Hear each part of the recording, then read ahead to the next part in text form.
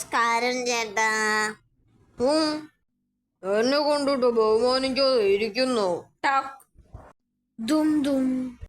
ഇവനൊരു പണി കൊടുക്കണം.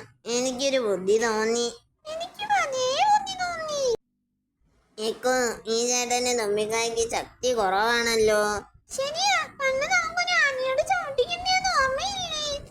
ആ ചവിട്ടിന് ഈ കല്ലിനേക്കാൾ ശക്തിയുണ്ടായിരുന്നു. പറഞ്ഞിട്ട് കാര്യമില്ല, അത് തമ്മിൽ വ്യത്യാസമുണ്ടല്ലോ. അതെ, ആ വ്യത്യാസം മാറിയാലേ തുമ്പിക്കൈക്ക് ശക്തി കിട്ടൂ. നിങ്ങൾ എന്തൊക്കെയായി പറയുന്നത്? ഏത് വ്യത്യാസത്തിന്റെ കാര്യമോ? തുമ്പിക്കൈക്ക് ചേട്ടന്റെ കാലിന്റെ വണ്ണമില്ലല്ലോ, ആ വ്യത്യാസത്തിന്റെ കാര്യം. തുമ്പിക്കൈക്ക് കാലിന്റെ വണ്ണമുണ്ടെങ്കിൽ അതേ ശക്തി കിട്ടും.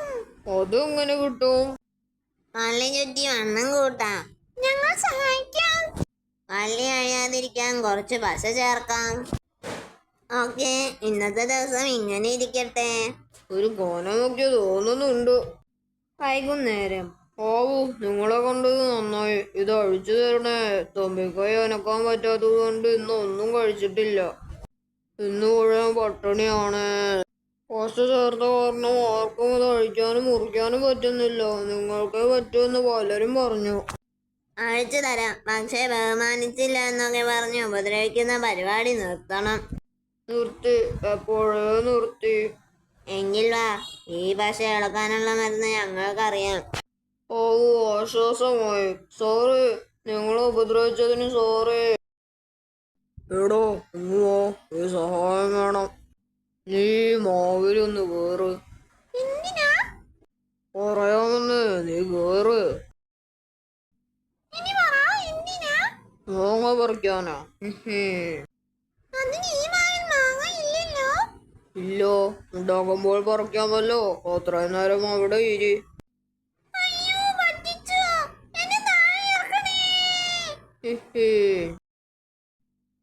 ചേട്ടാ, ഓടിക്കോ. എന്തു പറ്റി? ചേട്ടൻ പണ്ട് കളിയാക്കിയ ലുംബു സിംഹം.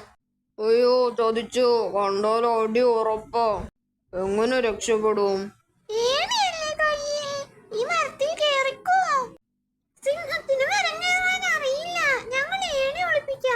ശരിയോ, കേറാം.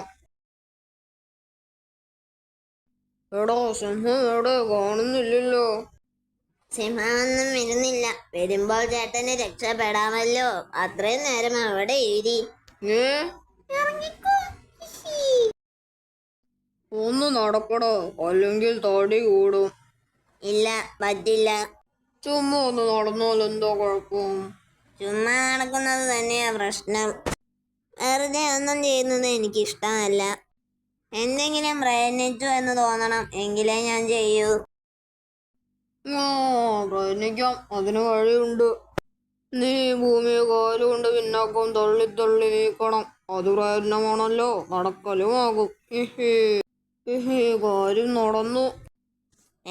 ഇത് ശരിയാവില്ല. കൈ വെറുതെ ആടുന്നു.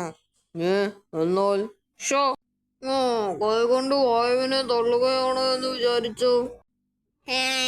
അതൊന്നും ശരിയാവില്ല. ഞാൻ നിർത്തി. എന്താ പ്രശ്നം? കൈക്കും കാലിനും എന്തെങ്കിലും അധ്വാനം വേണം, എന്നാലേ സമ്മതിക്കുക എന്നാ പറയുന്നത്. ഓരോരോ പിടിവാശികൾ. പക്ഷെ നടക്കാനോ വൈദ്യർ പറഞ്ഞത്. വഴിയുണ്ടാക്കാം.